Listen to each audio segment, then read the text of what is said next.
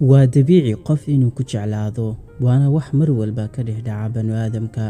soo isma weydiinayno sida uu ku dhaco jacayl laakiin waxaa jirta dabeecada ay dumarku u muujiyaan qofka ay jecel yihiin si kastoo ay isugu daydo inay kaa qariso hadba waxaa jira calaamado ay muujiyaan iyagoon ogeyn kuwaanina waa qaar ka mid a calaamadaha ka dhex dhaca inta ay jacaylka kuu hayso waxaad og tahay dumarku inay hadba u abuuran yihiin xishoodka iyo cabsida taasoo awoodi ka qaadaysa inay ugu yaraan xitaa ku dhahdo waan kaa helay nasiib wanaag waa la ogaan karaa naf wax jecel ma qarsoonto waa 10 xaqiiqooyin cilmi nafsi ah haddiisaad ku aragto waa inaad qaadaa go'aan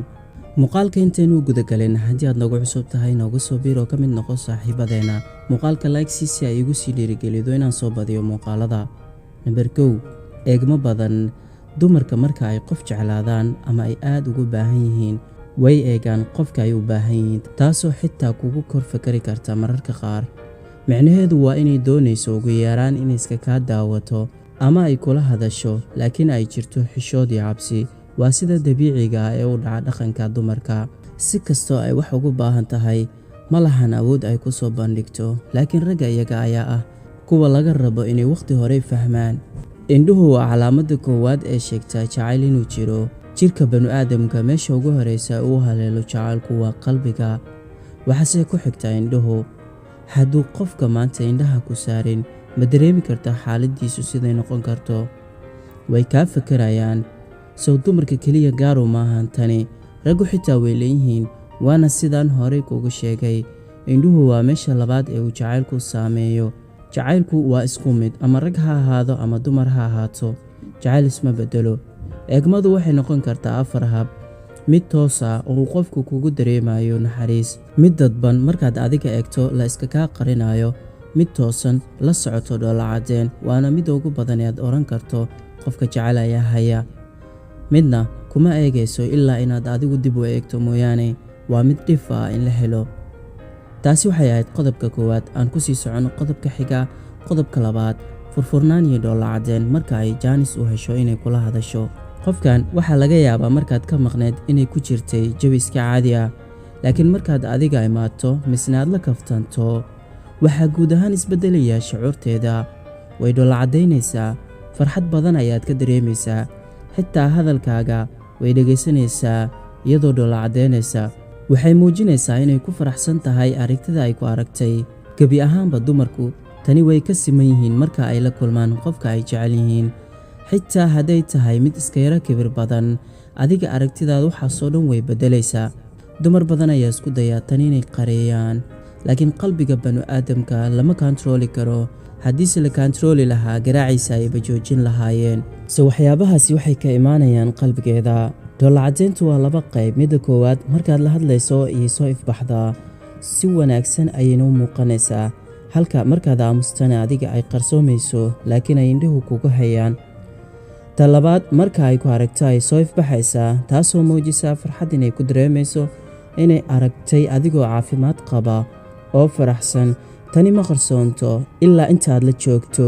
ma og tahay qofkaas inuu hal mar ku arko ay daaweynayso xanuuno badan oo horey u haayay tusaale waxaad ka maqneed 3 maalmood way murugoonaysay weyniyo jabsaneed walwal ayaa ku furnaa fikir badan ayaa haayay laakiin hal mar hadday ku aragto intaas inka badan oo haayay ayay ka fiicnaanaysaa waa xaqiiqooyin dhammaanteen marka aynu xiriiro ku jirno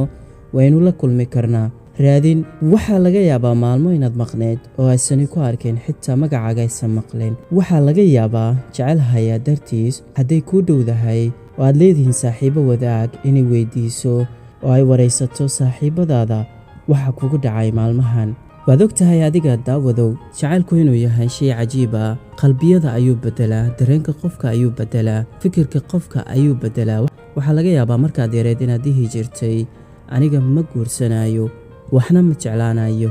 jacayl wax jiro maaha xitaa hadda qaarkiin inaad aaminsantihiin laga yaabee laakiin sidaa maaha waxa garan kara qofkuu saameeyo oo keliya soo qofkan aragtidiisu wuu beddelaa oo qofkii shalay adadkaa ayuu daciif ka dhigayaa dhaqankana wuu ka beddeli karaa wuxuu ka dhigi karaa hal qof oo keliya inay ka fakarto qodobka afraad markaad saragtaan way ku ammaanaysaa ammaantu maahan mid direct ah waa indirect adigaase laga rabaa inaad fahanto maxaan kala jeedaa tusaale gaaban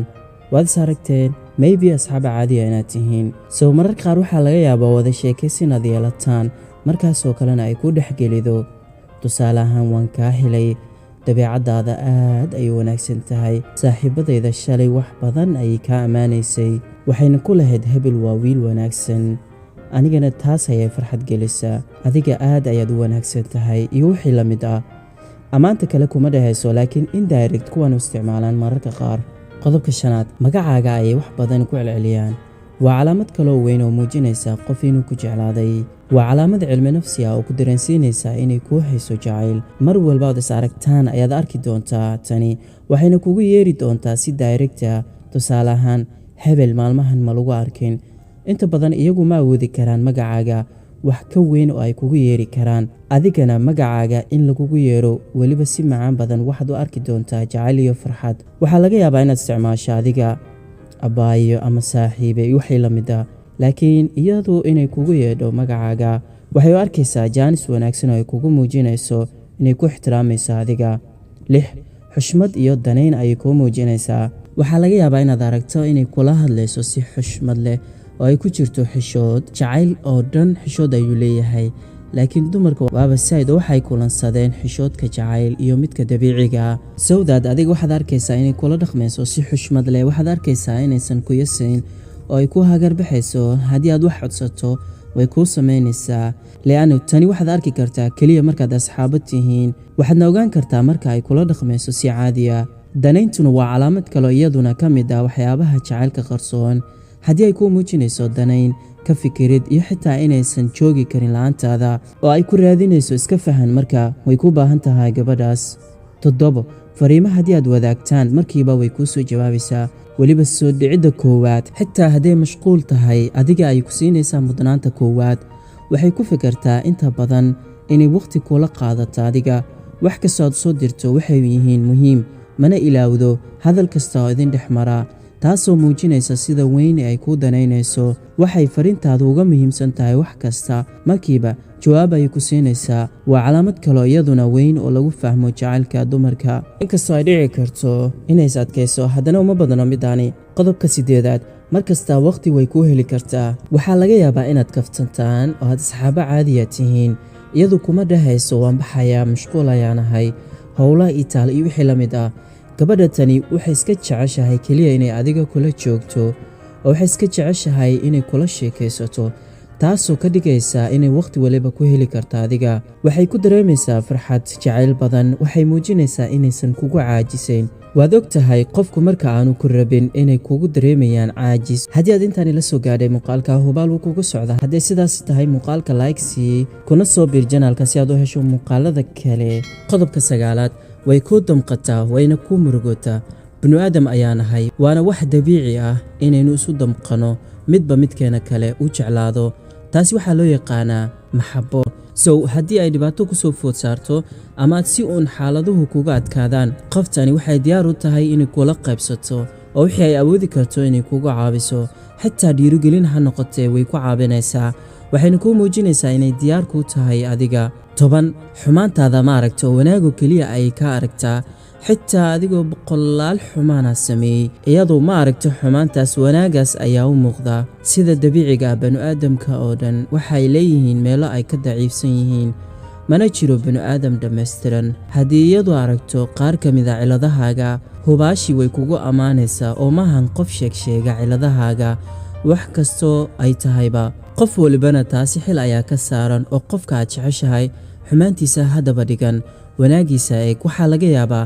xumaantiisa inay ka badan tahay wanaagiisa oo waxaa dhici karta qofka inuu lahaado cilado laakiin uu eeb ugu talagalay wanaagyadiisa inay tirtiraan badnaanshiyaha wanaagiisa awgii saaxiibayaal muuqaalka intaas ayuu ku egyahay I hope inaad ka wada hesheen waxna aad ka faa'iideen saas haddee tahay muuqaalka like naguna soo biir waxay inoo tahay sharaf hagaag haddaba su'aal yaa wanaagsan inaad hesho qofku jecel mase qof aad adigu jeceshahay yaase guursan lahayd adiga qaybta hoose commentiga noogu reeb wixii fikira tildan maalin wanaagsan ama habeen wanaagsan